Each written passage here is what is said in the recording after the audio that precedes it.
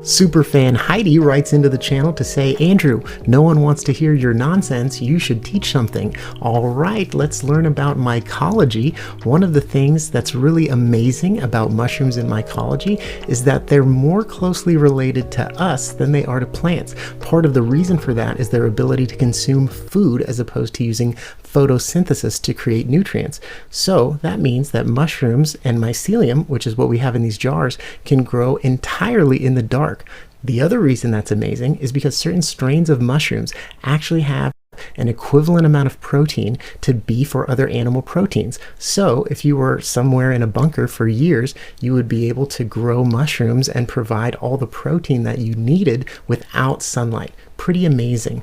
The other reason that I love mushrooms and mycelium is because they're incredible in the way that they're able to procreate and replicate.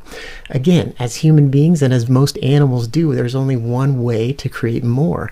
Mycelium have several ways. First is through spores. The mature mushroom body will grow and drop spores, and those spores can meet each other and germinate. You can use those same spores to grow mushrooms. The easiest way is, of course, to buy a syringe that's preloaded with spores.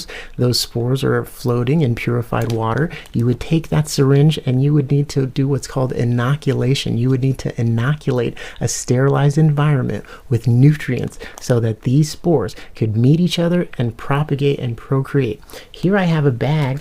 This bag is sterilized grain in this bag, and you can see this square here. This is where you would inject that syringe with spores, and in this bag, mycelium would begin to develop.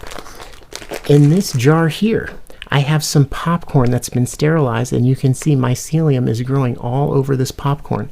And this is a fully matured jar, and what you can do with this mycelium is several things. One, I can take this jar, pass it on to the next stage, and grow fruiting mushrooms, and that would be the end of its life cycle in this form.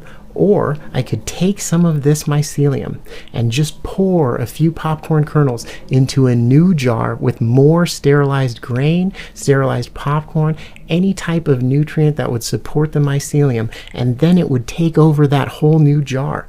So what I have here is, you can see from my last generation, I've taken some mycelium and put it in this sterilized jar, and it's beginning to grow down and inoculate the whole jar. Once I've inoculated this whole jar, the same cycle will begin again. I'll pour some of this one into a new sterilized popcorn substrate, and then I'll take this one, once it's fully colonized, move it onto the fruiting body. So you can have a perpetual generational harvest of mushrooms once you've developed a healthy mycelium base.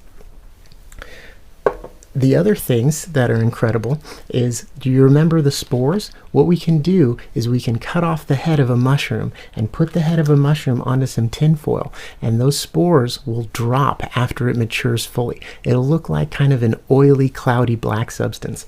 What we can then do is take a sterilized loop and scrape up some of those spores.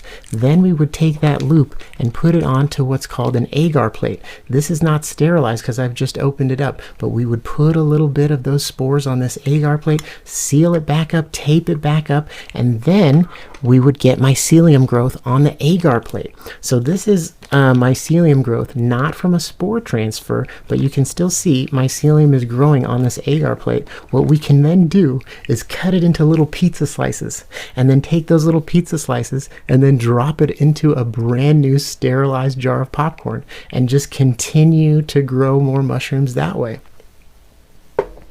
Finally, the last thing that you can do is called a live tissue culture. And what that is when the mushroom is growing, you cut the mushroom and you cut the inside sterilized piece of the mushroom and you put it again on an agar plate. And here we go again. You can see this was the inside of a mushroom that we cut the center out of, put it on this agar plate, and now it's propagating and growing through this agar plate. And whenever I want, I can take a little pizza slice and drop that into a totally sterilized jar of popcorn or oats or whatever else I use for substrate. What this is here This is a block of cocoa coir. So this is dried coconut husk. There's practically no nutrients in this, which is why it's a great substrate for mushrooms, because it's a constant battle against bacteria, against mold. And so you want to use something that's going to be advantageous for the mycelium to grow. So this actually, like, I think quadruples in size. This small brick will take up an entire, I don't know, brick will take up a lot. I don't know the math on it, but it's fucking a lot. And sterilize this, you would put it into a tub, and then you would put this mycelium into the tub as well.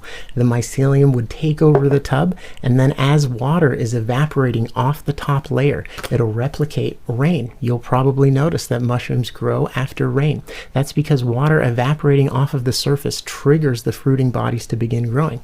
And once you have those fruiting bodies, you can choose to collect spores, you can choose to take a living tissue sample, you can choose to just continue to propagate and infinitely grow mushrooms. There's a ton of different strains, a ton of different gourmet flavors. There's a ton of different nutrients that can be added into your life when you start utilizing mushrooms as a supplement for your dietary needs.